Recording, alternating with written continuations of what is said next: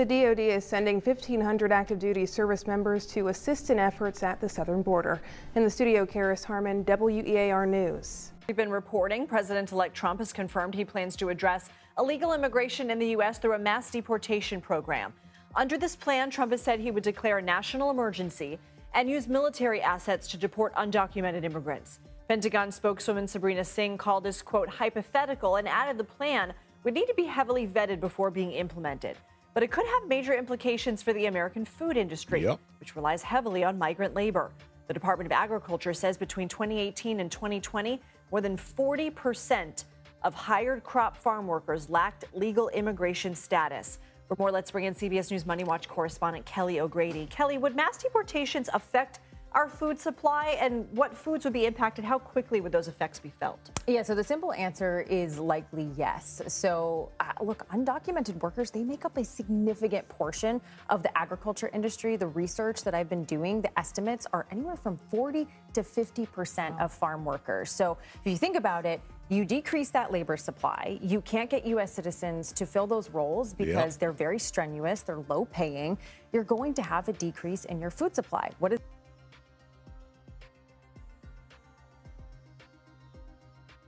There's more than 1 million illegal immigrants are here. And now that state and federal leaders are cracking down on illegal immigration, people without citizenship status are worried they'll be deported. Our Karis Harmon spoke with one person who has concerns today. And she tells me she and her husband feel anxious. They're worried about what will happen to their children who were born in the U.S. Throughout President Trump's campaign, he's named illegal immigration as one of the main issues that he's going to tackle. All illegal entry will immediately be halted, and we will begin the process of returning millions and millions of criminal aliens back to the places from which they came. I hear you, On boy. his first day in office, President Trump declared a national emergency at the southern border and signed the Laken-Riley Act into law. It is the right thing to do.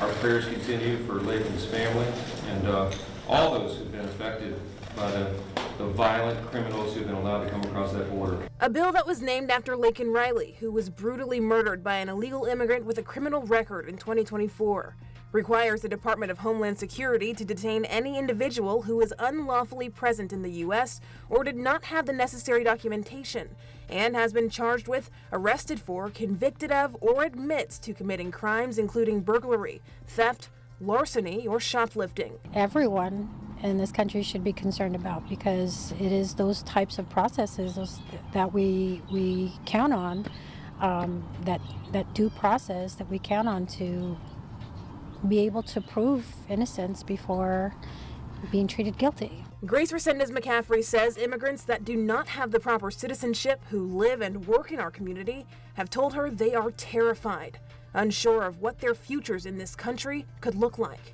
Anxious and a little bit terrified. Immigrants like this woman, who says she's been living in Florida for the last 6 years. First thing I'd like to say, I do feel kind of sorry for the immigrants that, came over here, tried to go through the correct channels, waited at the border probably for months, went through the app that was shut down immediately, tried to do things, the right way. But right now, this country, like I said, we've been in a recession, if I had to guess, for at least the last 2 or 3 years. People don't have money to spend. Prices are going crazy. I don't know if you checked the price of a dozen of eggs here lately, but it's getting utterly ridiculous. It's almost like you're buying gold balls, and it's getting out of hand. But my issue with the whole thing is, I do think that we should, anybody that's come over here doing, criminal activity, whatnot, they shouldn't be over here. I do agree with that. But I don't think that we're looking at the big picture, how this is going to affect the economy as far as, prices going up. Because I can pretty much guarantee you, as far as, food prices, they're already ridiculous now. Like I said, you just talking about some egg, but you're talking about fruit, vegetables, things like that, where most Americans don't want to go down there, and definitely don't want to go down to Florida, in that heat, stand down in the field picking, hot fruit or whatnot in the summertime, for minimum wage. It's going to become an issue as far as the grocery stores.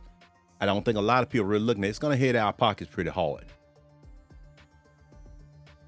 moving here from Honduras for a better life for her family, including her 2 daughters who were born in the U.S. and her son who has cerebral palsy and multiple sclerosis. Do you think that his condition would worsen if you were to be deported? Sí, claro que sí, sería como... It would be a terrible blow for them if they had to leave because as he's gotten older, his condition has worsened. And the idea of all the years of the treatments that he's been getting, it would be just for nothing. Governor Ron DeSantis last week saying, now, I'm going to be honest with you. You know, I feel bad for her and her family and whatnot. And I don't know how long this lady's been here, but I at least think you should show the courtesy of, you know, trying to, you know, learn the English language somewhat if you're going to be a permanent resident. You know, America has a certain way that we do things and whatnot, and we speak English here. And I don't think that, at least if you're going to come here legally or illegally or whatnot, I think you should at least, if you're given the privilege, you know, of coming from somewhere that's less impoverished, you know, or whatnot, at least you can do is try to learn the language. I mean, maybe I'm wrong. You all comment below and let me know what you think. now that Trump is in office, Florida has a unique opportunity to help facilitate the end to America's immigration crisis, introducing several pieces of proposed legislation targeting illegal immigration. According to the Florida Policy Institute, undocumented immigrants paid $1.8 billion in taxes in Florida alone in 2022. Their findings showing undocumented immigrants pay on average 7.9% of their income towards state and local taxes, while the wealthiest Florida residents pay about 2.7%. Pienso que no hacemos nada malo a las personas. We're good people, we're hardworking people. Resendez McCaffrey says if people are deported in mass numbers in Florida, the community as a whole will suffer. Siempre representando a los fraimeros, a los Food service workers, roofers, hospitality, agriculture, we all eat. We all benefit from the work that these folks do. I think it's in everyone's best interest to stop the rhetoric and the cruelty and start looking at more helpful means to resolve these issues. Now, I feel what she's saying, because I'm going to talk about the rise in food prices that are bound to come, just like, you know, what's going on out there in California as far as the fields burning or whatnot, and all those houses burnt down, you know, our insurance rates, all that stuff's going to go. We're going to talk about all of that also. But what she's failing to understand is, even though it is sad that a lot of good people are getting hemmed up in this situation, you know, it's too many of the ones that coming in here, you know, basically tearing up the country, you know.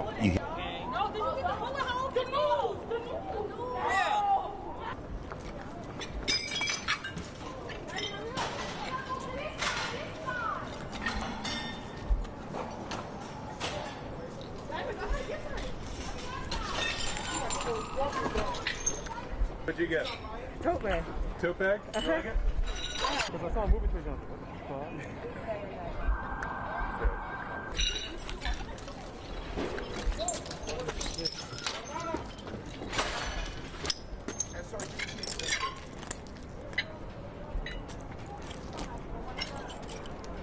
-4, 3, and 5.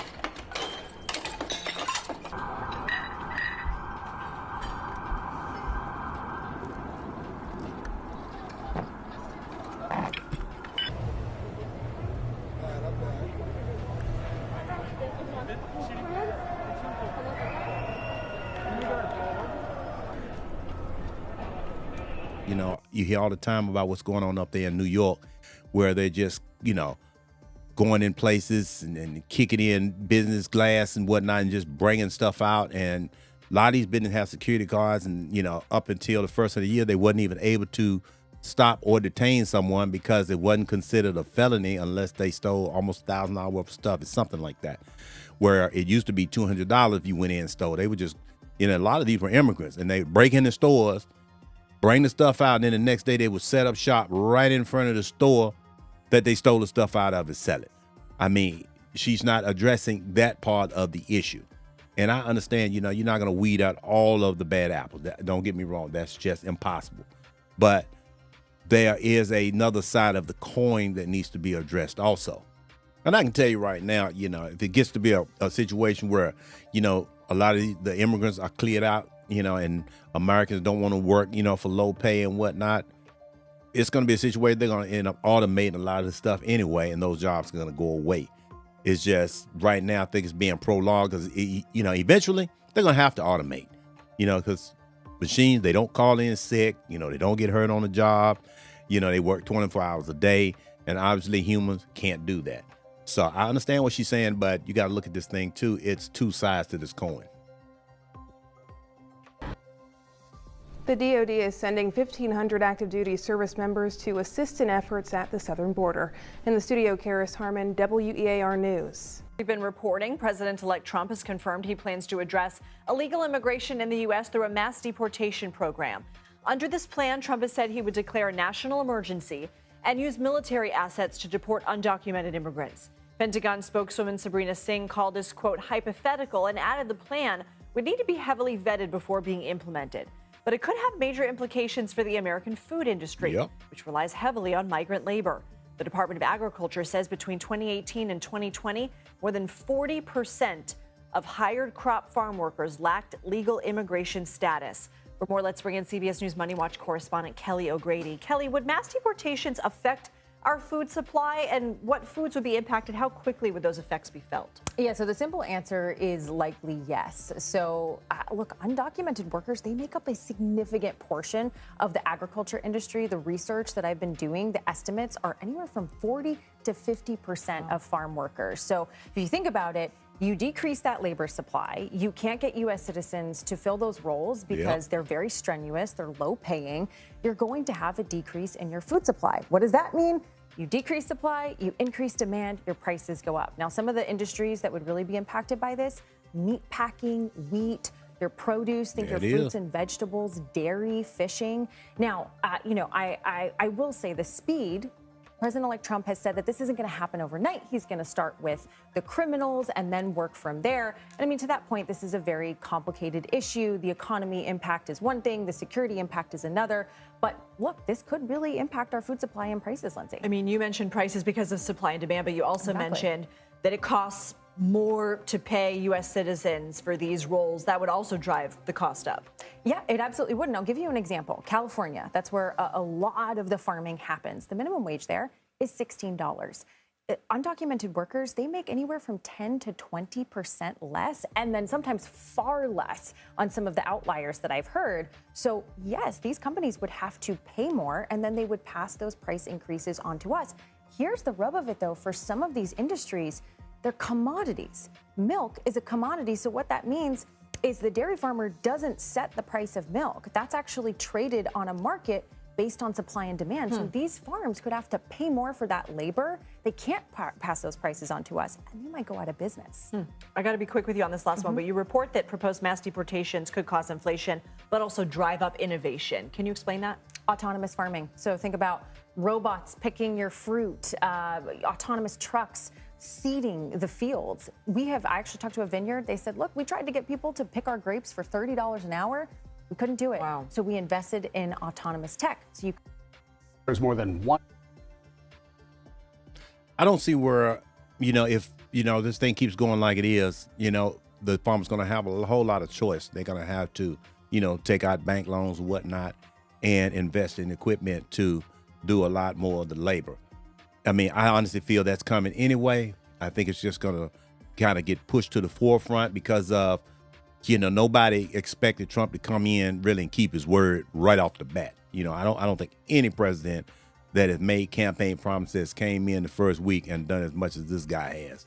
So nobody expected it basically to come in and just be a sweep, because, in all honesty, you don't know which one of the hard workers and paying taxes and taking care of families, you don't know which ones those are, as opposed to the other ones that are coming in and breaking in, robbing and stealing and, just running amok. We don't know. So right now, the country is just in turmoil and nobody wants to call it that. I mean, even myself, I run a lawn care business also, and I see the actual crunch, that's on people's pocket right now. Even 3 or 4 years ago, they were, in a position to spend a lot more money than they are now. Now they're in a situation where, You know, only thing that's kind of stayed steady, kind of sort of, is fuel, gas. But everything else has gotten sky high. You know, a lot of people used to live on bologna and eggs, whatnot. You know, you used to get a dozen of eggs just 2 or 3 years ago for $1.25. Now it's $5-6 a dozen. You know, just something as simple as that, you know, can cause your whole family budget to basically be thrown out the window because you kind of check to check anyway. You kind of on a tight budget, so it doesn't take a whole lot to throw off your whole household economy.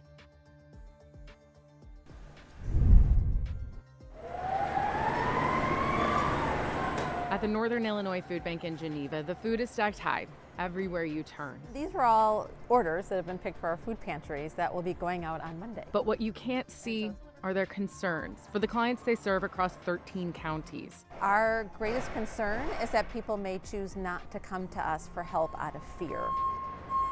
The organization met with dozens of their food pantry partners this week, just days after the new administration took control, waiting to see if history repeats itself. What happened? I want to step in right quick. I don't know if you all familiar, you probably are, with what food pantries do. Basically, they have food stocked up and they give it out to people basically that are in need. You know, a lot of them, you know, either appointment or you just drive up and when you go in, they basically set up like a grocery store, so to speak, and some of them where you can go and pick out a few things, whatnot, and put them in a bag. You maybe get 2 or 3 of these, 4 of those, whatnot. But it's food like this that a lot of times they'll kind of have a stopgap on people where the money's kind of running tight. So it's going to start with something like this, you know, because this right here is basically free food, even though a lot of it, you know, is tax deductible. You know, they say it's nonprofit, but these people can't keep the lights on with no kind of profit. But I think a lot of it's going to be affected first, you know. So if you're into, you know, hitting food drives or whatnot to try to fill the gap, you know, that's going to be one of the first places to get hit, because it's going to be hard to give away food we can't even get enough to actually get sold as far as, you know, a business or whatnot. So it's going to tighten the gap. In that first Trump administration, did you see changes then? During Trump's first administration, we did, when the rhetoric came out and there was talk of ICE coming out to certain places to look for those who are immigrants, we did see our numbers go down, particularly in our more diverse communities. In a social media post Thursday, the White House press secretary Carolyn Leavitt said the administration had arrested, quote, 538 illegal immigrant criminals in one day, comparing that to Immigration and Customs Enforcement data from January 2024, when ICE made an average 277 arrests a day. But numbers have fluctuated in January from year to year. The food bank will take out their deliveries up to 6 times a week if necessary, and they tell us that they're also sharing information. They're distributing things like Know Your Rights cards to their partner agencies. Over half of our agencies have no paid staff. Over half of our agencies are working on budgets of $10,000 or less. So what they said was, please get us language. Please help us understand how to respond, because they're like, we just don't have the bandwidth. They are on the front line feeding every day. Feeding people and providing a lifeline during what might be uncertain times. This is basically another aspect of the Trump administration situation I wanted to touch on and whatnot. I'm in total agreement that something needs to be done and needs to be done drastic, you know, but I want, you know, the guys out here, whatnot, the people that listen to me, I want just to understand that it's just not as simple as get them out of here. You know, there are going to be repercussions. You know, you get in any type of situation, you know, if you do something here, something's going to happen there. For every action, basically, there's a reaction. So I want you all to be prepared, because things get ready to get tight. You might want to go ahead and start stocking your fridges up, or when I get your deep freezer, start putting some stuff back, because things going to have to get a lot worse before it can get better. And on that, I'm going to see you at the next one.